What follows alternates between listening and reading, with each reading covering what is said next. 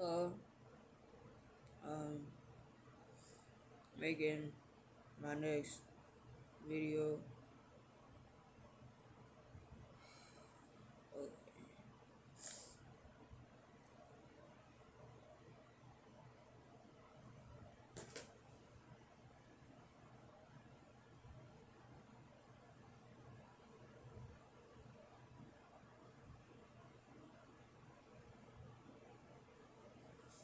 Jesus Christ is King God, the creator of nature, became a person, and he suffered with us, and he suffered more than us because he's perfect, because he's God, and he suffered to show that he suffers with us, and because he's sinless, when he was murdered and tortured, then he went to hell and back.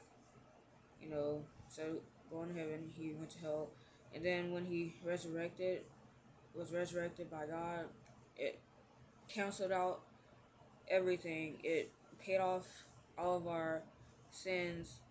Literally, if you choose to follow him, he paid off all your sins. He paid off our karma. He took on our karma. That's why we became a person and did what he did. He took the wrath of God away from us, so we have to follow him because he is the creator of nature, and that's why God has so much mercy for Christians. So I have this document. It is called Orientationism Dissertation, and it is a dissertation on the science of why people are LGBT. This has been on my mind, and I'm getting it out to the world. Hello, as a member of the LGBT community, I've come to a realization. I want to shed light on the question of why people are LGBT. There is a universal law called the law of gender. It states that all things in existence have part yin and part yang. Yin is femininity, yang is masculinity. That means that everybody, including you, is some percentage feminine and some percentage masculine. There are 8% ratios in the spectrum of femininity and masculinity. They are 95 masculine, 5 feminine, 85 masculine, 15 feminine, 75 masculine, 25 feminine, 50-50, 25% masculine, 75% feminine, 15 masculine, 85 feminine, 5 masculine, 95 feminine. Some ratios exist in both sexes, which leads to same-sex attraction and gender queerness. Your gender ratio is just a ratio we refer to our inner/outer awareness simultaneously as a lens. Masculinity corresponds with/is environmental awareness or perception.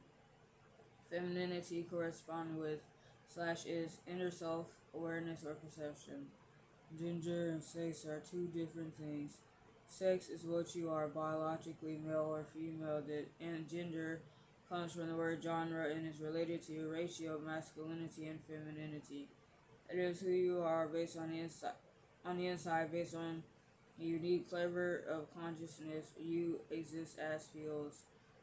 Transgender, when your unique flavor of consciousness feels like what society and media portray as belonging to the opposite sex.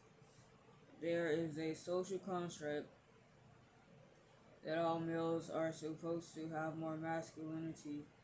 and that all females are supposed to have more femininity than masculinity. In fact, it is just as natural to have more masculinity if biologically female and more femininity if biologically male, or even for a person to have the same amount of masculinity and femininity. It has nothing to do with sex hormones like estrogen or testosterone. This is what your soul has always been. It's okay if a woman has a really deep voice or is butch, or a man has a really high voice or is femme, because it is simply due to how your soul expresses its percentage of masculinity and femininity ratio, which is nothing that anybody decides. God decided it. Masculine women and feminine men can date and even complement one another well, especially a butch and a femme. They are not an unusual couple regardless of if they experience same-sex attraction. Anyone might find that they're attracted to the same ratio of masculinity to femininity they are used to in the presentation they are used to in all sexes. It is okay for a person of any sex, gender, orientation, and ratio to be attracted to anyone of any sex, gender, orientation, and presentation, regardless of the factors. So a femme man can like a femme man, a masked woman can like a masked woman, a masked woman can like a femme man, a femme man can like a masked woman. An NB male or female can like an NB male or female. It is okay, regardless of sex, percentage, or being masked, femme, or both, or neutral presenting. Having hardly to no representation for masculine women and feminine men, let alone as couples together in society, the media can explain some of why someone may only experience same-sex attraction. They never get exposed to what they are or could be attracted to in the same sex as a standard. This has made it hard for someone who is one way to admit that they like someone who is another way if it's not society's expectation. For instance, I am a masculine woman, and from a young age, I've always liked feminine men in the back of my mind, but society made them seem so unsavory that that I suppressed it without ever bringing the fact that I liked them to conscious light and awareness. They were taboo. Why? When people don't see, when people don't see what they are as a standard, but they see their ratio in presentation, masc or femme, and the opposite sex taken as a standard, they align with transgenderhood. As the quote by Miriam writes, Edelman goes, "You cannot be what you cannot see." When you think of dating a guy, society doesn't consider feminine guys right off the bat as it would a masculine man, nor does it consider a woman initially when thinking of attraction. I mean, Nor does it consider a masculine woman initially when thinking of attraction to biological females. This shies people away from being for admitting to being attracted to feminine men, masculine women, especially if they experience same-sex attraction. When someone asks, "Do you like girls?" traditionally a feminine person comes to mind. When someone asks, "Do you like guys?" traditionally a masculine person comes to mind. So how would a masculine woman and feminine man have thought we could have be attracted to each other and come clean about it? I cannot dictate people who to date or be. I'm just saying that there's nothing missing. Every generation has its inverse and the opposite biological sex. See, I can't tell if my pronunciation on that was good, so it's in the link description of all my TikTok videos and in the bio of my TikTok and on my YouTube channel in the bio of that video as well. My True Social, my X, my Instagram, whatever. It's gonna be in the description because God wants y'all to read that. I hope You understood the words that I said. Okay. Lately, people that I know in my life have been trying to control the way I talk. That's something that's been happening for a long time since I was about 16. That's really bad for a person because if you cannot control the way that you talk because of another human, you cannot control your emotions and you can't control your personality and you won't even know your personality. So I feel like a lot of LGBT people, queer folks, masculine women and feminine men, I feel like, and transgenders, I feel like a lot of us get people try to tell us how to talk. Even though you can hear everything I'm saying correctly, you don't like, if my pitch is very low or my pitch, why does it sound high? Like, I can't stand that. It's like, it feels very violating because I tried so hard for so long to make sure my voice is high, but I'm a full grown adult. I cannot fake that. That's just like play pretend stuff. Like, I don't like that. I want to be myself, want to be genuine. Like, I know I have more masculinity than femininity. Like, of course, being a soul, you always gonna have the same flavor of consciousness your entire life. And like, once I finally like learned about my flavor of consciousness, is that I feel my masculinity more than my femininity. I've always felt my masculinity more than my femininity. So why should I go ahead and change it? Like, I can't even change it if I try. The masculine is gonna go somewhere, and my femininity, masculinity, whatever, environmental awareness, inner self awareness, environmental awareness, inner self awareness. It's like, that's what masculinity and femininity really is. And like in a woman, since her femininity is like clearly on the outside, the masculinity is in her brain and on her inside, and it only amounts to wit. It can't amount to what it can in a man. And a man, obviously, his masculinity is on his outside, so his femininity is only in his brain on his inside, and it only amounts to charm. Like, you can't change it no matter what.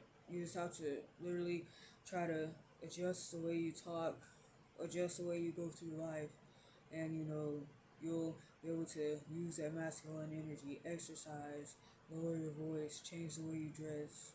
That's one way to deal with it, with your entire personality.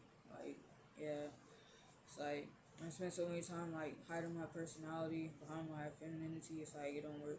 Okay, like the way God has been making me feel lately, it's like what they say twice a child, once an adult. It's like God has returned me to like feeling like a child of God, and it's like people in this world be so capped. Like, life is so primal, but they act like it's this and the other. Like, oh, if I get more wisdom, got one up on you, one up on you. But it's like the only thing you can get one up on is technically wisdom, and like wisdom, it's like it's not even wise if like you're like trying to hold wisdom. That's opposite of wisdom as well.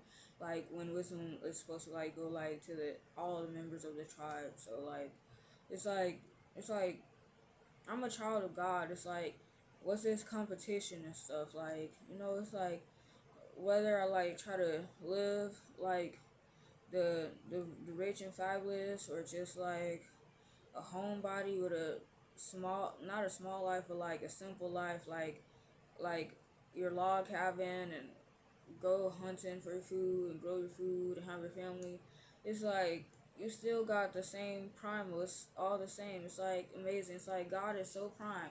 God is so prime, and we're so primeless. We can't do nothing to not be primal. We try to act like we're big and bad. We try to put on egos and imaginary selves that we can never reach and stuff. It's like, nah, you're gonna be primal no matter what you do. And like, people so capped. Like, they want people to like not realize that for some reason. It's just something that's on my mind. And it's like, I think about this all the time. It's like, God, the original spirit, the eternal spirit, had children, right? And like, everyone is emotion, a flare of consciousness, and literally an emotion from that original person, Jesus Christ, and walking on two legs, crawling through infinity on two legs, which is his literal body, infinity, right? So like, no matter what you do, it's like how can you be a better flavor of consciousness than someone else? Like, no matter what they do, no matter what you do, no matter what you did in the past or experience in the past, what they did in the past, experience in the past, it's still gonna be a flavor of consciousness, and you're literally gonna be the same emotion. Like, I'm calm, and I know, like, the emotions of like many people, like, their soul, literally, like, I'm not gonna like name names and stuff, but like that's real. It's like that's just true. And God gave me an epiphany. Sometimes you go through a situation, then you go with it in your head between your human just talking a dialogue, a monologue, and it's like you can be done with it at the moment. Period. Don't make another conversation about it, because later on with yourself, you try to like recreate the conversation because it felt good, because it felt like relief, but at the same time, it's like when you rehash it, it's like it can recreate like a bitterness to carry when it was okay, and it's like you would call it logic and wisdom, but then you carry it, then it manifests into your future self, into your new mind cycle once your mind cycle refreshes, and you don't want that of your future self. That's something like an epiphany that God had told me. So, and um, another thing is, Christians need to stop trying to tell queer folks that God's gonna be mean to them. Like, they literally treat queer people like God's gonna be mean to them. They should know better, since they have a closer relationship with God, apparently. Like, I was really, okay, God forgive me, I was pissed off, because I'm like, these people know God better than me, but they gonna tell me that shit. They gonna tell me that stuff, and I'm like, why would you say that if you really know God? Like, how could you ever say that? You're like literally hiding God from me, and like that's gonna ruin my life. Like, this is gonna be a short video today, and I know it's like, Muslims. It seems like, after God make His sacrifice of His Son, it's like, God. I think He had became less strict, but it's like Muslims, the way they act like they still got the old world God, because they do. But Christians got the mercy with the new world God, because after His Son, like that. That's why, that's just a thought. I don't know no Muslims. Okay, maybe I shouldn't have said that, but I kind of think it's true for some of them. Okay. DEI is simply reserving seats for people who didn't get the correctly deserved and earned seats in the past. They say that we don't have merit, but they never give us a chance to catch up. How can people know how deep our merit is? Diversity of thought is essential. Where they dehumanize us, we have to self rehumanize. All people have to do is stop being mean to each other. That's what it's about. You can't have real undiluted equity without genuine equality.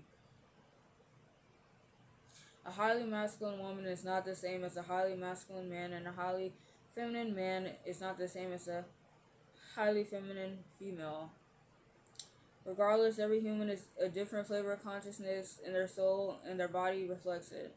Not everyone can have the same amount of masculinity to femininity, aka environmental awareness to inner self awareness, whether male or female. So that's just a thing that I wrote for C-SPAN. I'm gonna have to